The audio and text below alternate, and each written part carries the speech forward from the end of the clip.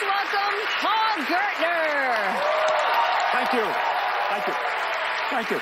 Allison, would you mind joining me at the table? I have a trick that you've never seen before, and I want you to see it up close. I would love to. Okay. Thank you. Now, Penn and Teller, it's a pleasure to be here, and I brought something special to show you. It might even look a little familiar, because I brought a deck of marked cards.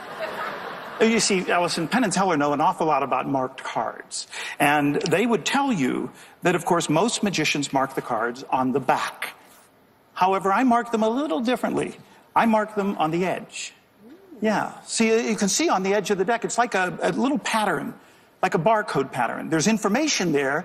You just don't know how to read it. And I'm going to teach you right now. Oh, thank you. Now, I actually marked each card with this permanent marker. And that's important because each card has a unique code on it, but it's permanent, and I can't alter it or change it in any manner.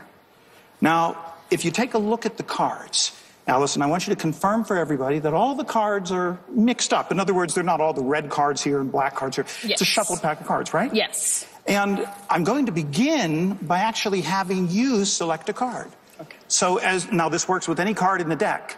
So I want you to choose one at random, so just say stop as I riffle the pack. Stop. Okay.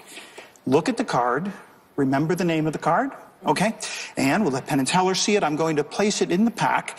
And normally at this point in a card trick, the magician squares up the deck and shuffles the card. Right, guys? Yeah, that's Magic 101. But I'm not going to do that. I'm going to give these cards what we call an unshuffle.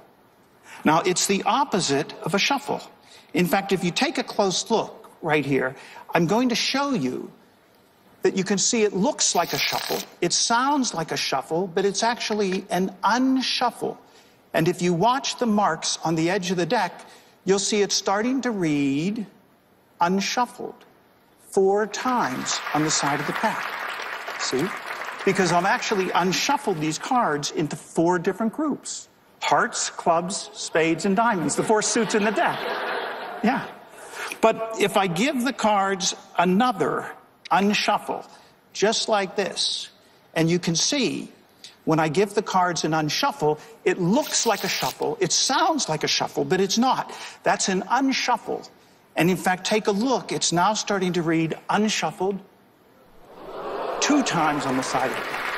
Because I've now separated all the high cards from all the low cards. Yeah.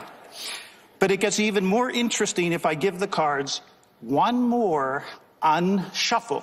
And if I do it, I want you to stare at the edge of the deck and see if you can tell the moment that these cards become unshuffled. Now, but Allison, if it says unshuffled, I have to prove it. Remember in the beginning I showed you they were all mixed up? Take a look at them now, because from the ace through the king of hearts, of clubs, of diamonds, of spades, it's a completely unshuffled deck of cards. Thank you. Wow. Thank you. Now, oh, wait. There's one minor detail.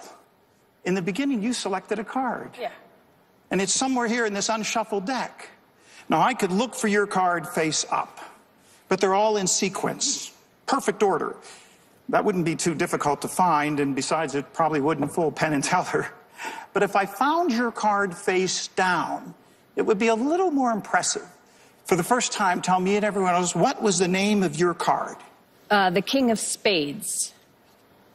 If I give the cards one more unshuffle, and if I rearrange almost every card in the pack, except for the top and bottom cards, I think I can hit it. And I did. There it is, your king of spades. Thank you. Thank you. Oh. Penn and Teller. Yes. Penn, I think it's pretty clear at this point. I can find any card in this deck I want to find. And I can also put these cards in almost any order I want them. Look, if I give them one more unshuffle, take a look at now. The cards have been separated, all the red cards and all the black cards. So there's really only one final question to answer, and that is, did I fool Penn and tell.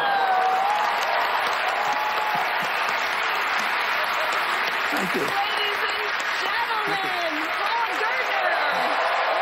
Wow, that was incredible. Oh my God. Now, that is a trick that you know Penn has asked you about or read your book That's the tricky about? part. Penn bought my book a number of years ago to learn that trick. In fact, I saved his email. I still have his email. Oh, that's so cool. So you did a trick that you know Penn knows. Yes, that's true, but there was a little twist at the end that I think might have made them smile. Okay. And now how do you come up with, like, the little change? Are you just, like, driving down the street and you're like, wait a second, I got it? That took about 10 days of thinking and about another week of preparation and then another week showing it to the top sleight of hand artist in the world, okay, on video to say, is this gonna work? Yes. Keep my fingers crossed here. I don't know. All right, that was a wonderful performance. Let's see what Penn and Teller think. Okay. Gentlemen, with the notebooks. I want to say first, before we get to the hard part, I am a huge fan of Paul Gertner's. Huge fan. Penn, did you hear him? You were deliberating, but he saved your email that you wrote him years ago. Well, I did buy the book from him and worked forever, and I'm not going to even give one word of how that's done because he knows that I read the book, and he knows I worked on it, and I think he also knows I failed. I never got good enough at it to perform it. But I'm not dead yet. Okay. I'm going to keep working. So it's only the ending we're talking about. When the Penn and Teller comes into view at the end, it kind of blew our minds. And we think it's the same deck of cards he started with. I'll also go out with that.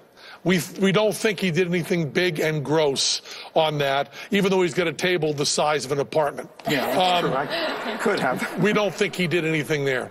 So we then have two choices for what he did, and I'm going to ask this in two different ways. One is, can we look at the cards?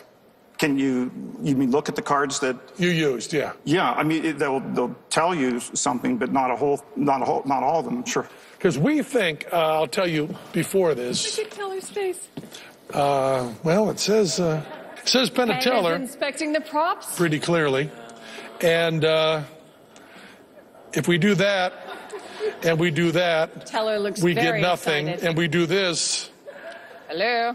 Yeah, well, actually, it does. We did learn something from this deck. I don't know if you can see the angle on this, Paul, but if you look, I don't want to screw up your whole deck, but if I do a shuffle like this, I want you to just watch the edge. I think you'll see it come into focus. It says, Paul Gertner, you fooled us. Can you see that? Can you see that? Let me get the exact right angle. Can you see the right angle? Amazing. Beautiful. Thank you. Thank you. Thanks, Penn. Ladies and gentlemen, Paul Gertner. Paul Gertner.